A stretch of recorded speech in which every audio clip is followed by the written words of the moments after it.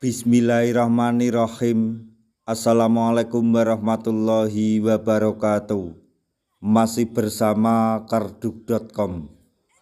Pada video kali ini kami akan menyampaikan update terbaru mengenai pengangkatan tenaga honorer menjadi ASN P3K tahun 2024, yaitu tenaga honorer yang ikut seleksi P3K 2024 harus pahami kebijakan terbaru dari Kemenpan RB. Begini aturannya. Untuk mengetahui kelanjutannya silahkan simak video ini sampai selesai. Tapi sebelum kami lanjutkan, bagi rekan-rekan yang baru menemukan channel ini, tekan like dan subscribe-nya, dan juga tekan lonceng notifikasinya supaya nanti bisa mengetahui informasi terbaru terkait dengan rekrutmen CPNS dan pengangkatan tenaga honorer menjadi ASN P3K tahun 2024. Sekarang mari kita simak dan cermati pernyataan dari Menpan RB berikut ini supaya nanti tidak gagal paham.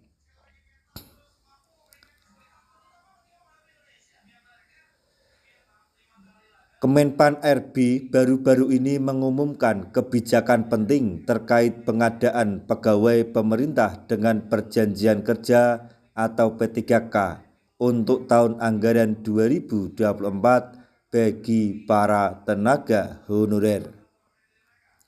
Dalam pengumuman ini, para honorer patut mengetahui 3 peraturan yang menjadi dasar pelaksanaan seleksi P3K, yaitu Keputusan Menteri Pan RB nomor 347/2024, Kemenpan RB nomor 348/2024 dan Kemenpan RB nomor 349/2024.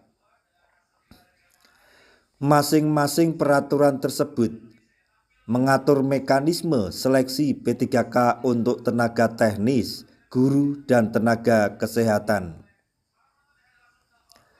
Menteri Pan RB Abdullah Azwar Anas menegaskan bahwa formasi P3K yang disiapkan pada tahun 2024 akan difokuskan pada tenaga honorer yang bekerja di instansi pemerintah.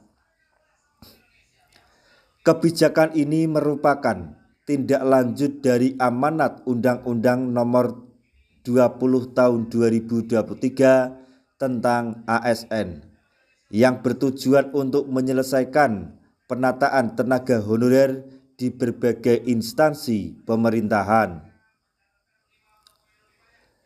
Pertanggal 22 Agustus 2024, pemerintah telah menetapkan formasi calon aparatur sipil negara atau CASN sebanyak 1.280.547 posisi. Dari jumlah tersebut, formasi terbesar dialokasikan untuk P3K, yaitu sebanyak 1.300.000, maksudnya 1.031.554 posisi. Sementara itu, formasi CPNS mencakup 248.993 posisi dengan 114.546 untuk instansi pusat dan 134.447 untuk instansi daerah. Pelaksana tugas Deputi Bidang Sumber Daya Manusia Aparatur Kementerian Pan RB Abbas Subagio menjelaskan bahwa pengadaan P3K tahun 2024 akan difokuskan pada pelamar prioritas. Ini termasuk X tenaga honorer kategori 2 atau XTHK 2 sesuai database BKN, non-ASN yang terdata di database BKN serta non-ASN yang masih aktif bekerja di instansi pemerintah. Seleksi P3K tahun 2024 akan dilakukan melalui sistem komputer assisted test atau CAT. Dalam sistem ini, kelulusan akan ditentukan berdasarkan peringkat terbaik dari hasil seleksi. Abbas Subagio juga menegaskan bahwa dalam proses pengadaan P3K tidak ada istilah pengangkatan otomatis tanpa seleksi.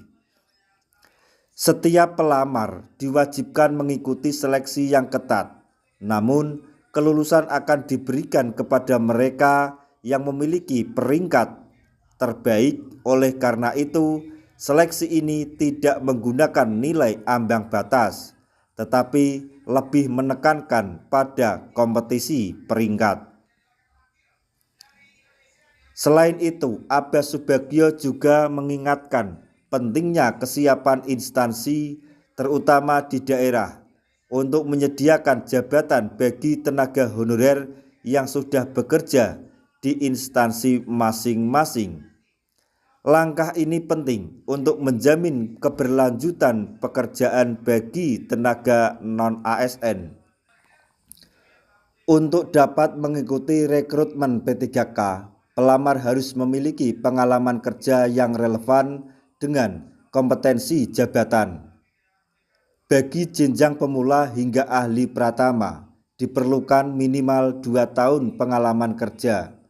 Sementara untuk jenjang ahli muda, dibutuhkan minimal 3 tahun pengalaman. Namun, syarat ini tidak berlaku untuk jabatan fungsional dosen, pengawas sekolah, dan tenaga kesehatan. Pelamar juga harus aktif bekerja di instansi pemerintah selama minimal 2 tahun berturut-turut pada saat melamar. Jika seorang pelamar terdata sebagai tenaga honorer di database BKN dan berhasil mendapatkan peringkat terbaik dalam seleksi namun belum sesuai dengan lowongan formasi yang tersedia, maka pelamar tersebut dapat diusulkan menjadi P3K paruh waktu. Dalam pengadaan ASN, pelamar cuma diperbolehkan pelamar pada satu jenis pengadaan, yaitu PNS dan P3K atau P3K. Mereka juga hanya bisa daftar untuk satu formasi jabatan pada satu instansi dalam satu periode pendaftaran. Hal ini untuk menjaga transparansi dan keadilan dalam proses seleksi. Selain itu, pelamar dilarang keras menggunakan 2 nomor identitas kependudukan yang berbeda. Pelanggaran terhadap ketentuan ini dapat mengakibatkan pelamar dianggap gugur atau dikenakan sanksi sesuai dengan peraturan yang berlaku. Pada kesempatan yang sama, Deputi Bidang Mutasi Kepegawaian BKN Aris Widianto menjelaskan bahwa pengadaan P3K 2024 akan cukup mencakup jabatan pelaksana dan jabatan fungsional. Jabatan ini akan diisi melalui proses seleksi yang ketat. Seleksi P3K terdiri dari 2 tahap utama, yaitu seleksi administrasi dan seleksi kompetensi. Seleksi kompetensi bertujuan untuk menilai kesesuaian kompetensi manajerial, kompetensi teknis, dan kompetensi sosial kultural yang dimiliki oleh pelamar dengan standar kompetensi jabatan yang ditetapkan. Tahap selanjutnya adalah wawancara yang dilakukan berbasis komputer. Tujuan wawancara ini adalah untuk menilai integritas dan moralitas pelamar, memastikan bahwa mereka memiliki nilai-nilai yang sejalan dengan kebutuhan instansi. Dengan kebijakan terbaru dari Kemenpan RB, diharapkan semua proses pengadaan P3K tahun 2024 yang diikuti oleh kalangan honorer dapat berjalan dengan lancar dan sesuai dengan aturan yang telah ditetapkan. Nah, itu tadi informasi yang dapat kami sampaikan, informasi mengenai 3 kebijakan terbaru Menpan RB pada pengangkatan P3K tahun 2024. Semoga informasi ini dapat bermanfaat bagi rekan-rekan tenaga honorer semuanya. Di akhir video, kami mengucapkan banyak terima kasih. Wassalamualaikum warahmatullahi wabarakatuh.